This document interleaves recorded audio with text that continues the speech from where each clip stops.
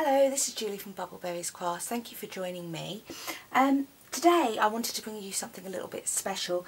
If you join me on Facebook, you will know that I've just launched JV Jewellery, which is affiliated with Silver Republic, and this is the other side of my work in life.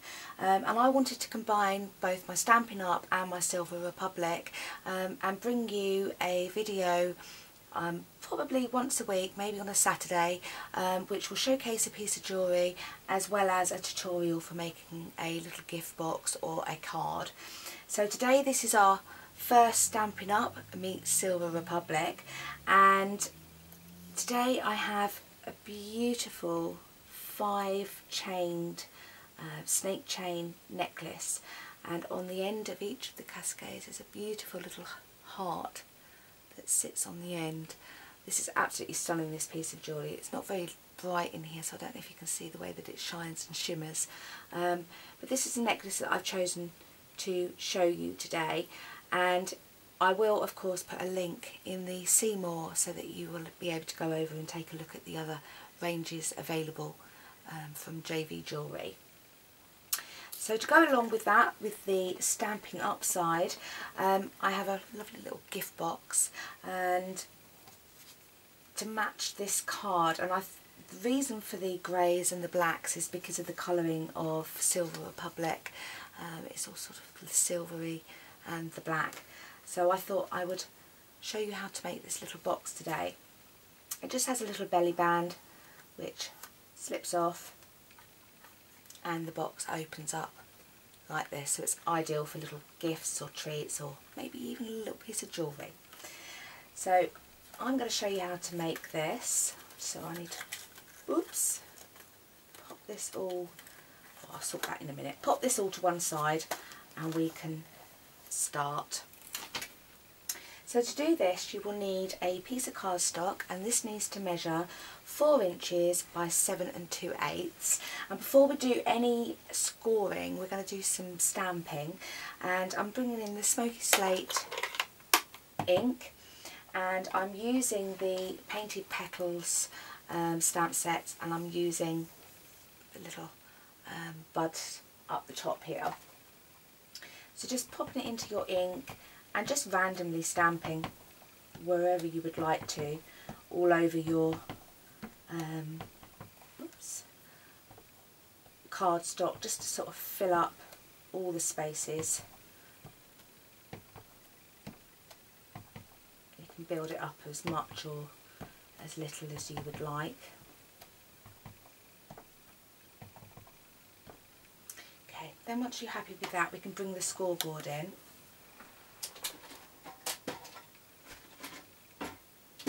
Oops.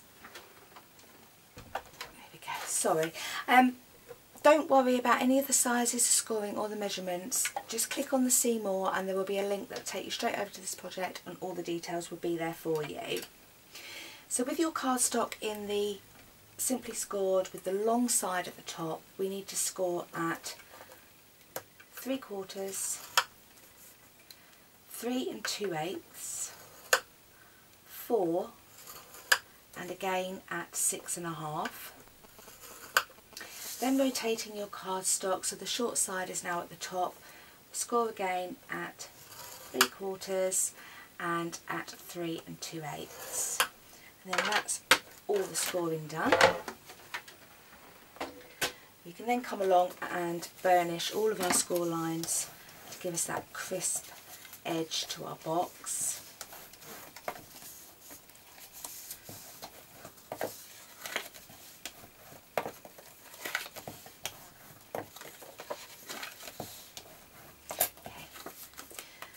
Then once that's all done, you'll see that in the landscape mode, you will have 4 score lines that run up to the score line just across here. We're going to come and cut up them and just take a little notch so that the box closes all flush when we put this together. So just cutting up the score lines and taking a notch, but only on the little squares.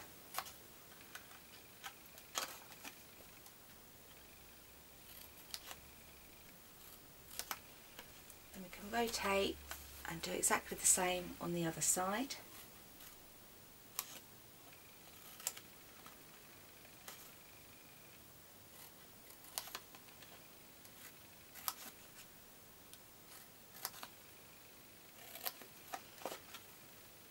Last one.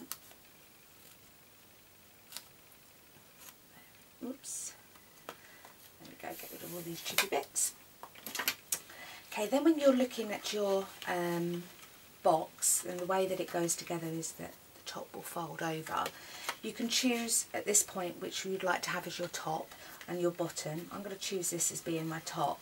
So on this little flap here, I'm just going to use the 7/8 scallop circle, and I'm going to punch in just a little way, eyeballing it and just taking a little notch out for my thumb grip for opening up the box. Now we can stick this all together. So I'm going to use some liquid glue, but on all of your tabs pop some adhesive on, so running around, popping on the adhesive,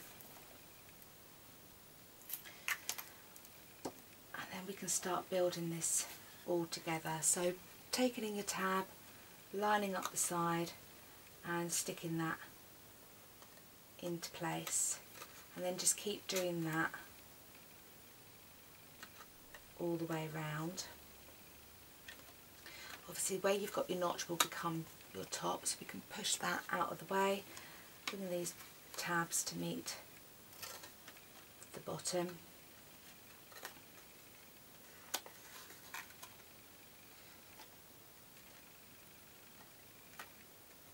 And then we can do exactly the same with the top.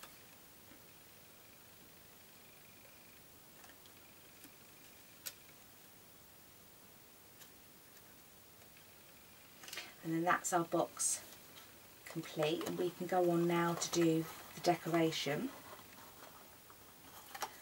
Oops, if I can get it to close.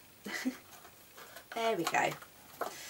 Okay, so for the belly band, I'm using a piece of the Back to Black Designer Series paper, and this measures 1/2 inch by 8 inches, and we can just simply pop that on around the centre of the box and wrap it around so it forms around the centre of the box. Actually, I'll probably cut that a little bit too long, so I'm just going to cut a little bit off of there. So I would suggest making yours maybe about 7.5 inches long. I will put all the details, I'll measure this when we're done and put it all on the blog for you. And then just using a piece of adhesive, can stick that down in place.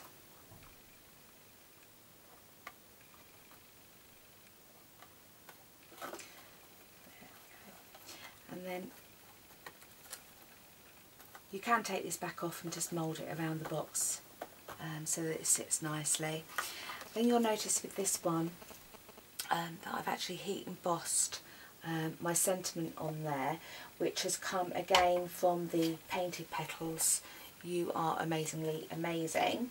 But to save you and your ears from any sound from the heat gun, etc., I've already gone ahead and heat embossed my little sentiment, and I've punched this out using the large scallop oval, and then taking another piece of the matching Designer Series paper, and again using the large scallop oval, I can punch one of these out, and then using some dimensionals, just going to pop onto the Designer Series paper, and then taking my sentiment, I'm just going to offset this so that you can see the Designer Series paper behind it. And obviously I want this to stick onto the belly band, sort of into the centre, so I'm going to pop some more dimensionals, but I'm actually going to pop them onto the belly band so that I know that I am getting it stuck onto there.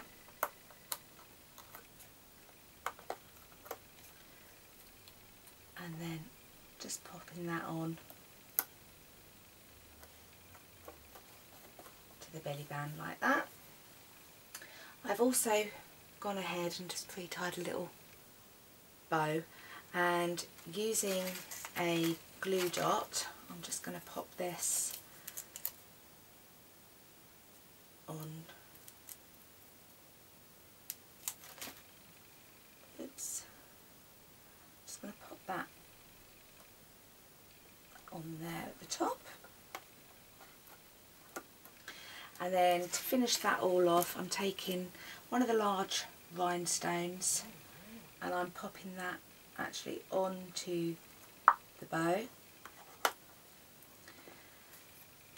and then as a final little touch I've got some little black rhinestones which I had left over from Christmas, making little snowmen and for their eyes, etc. I'm just going to pop 3 of them at the bottom just to keep that black theme, black and silver theme going. And that's it. That's how quick and simple this little gift box is, but I do think it's rather sweet. I do hope that you have enjoyed this tutorial, and do pop along and come and see me at JV Jewellery. I will put all the links at the bottom in the See More for you so that you can pop along. But thank you very much for joining me. Goodbye.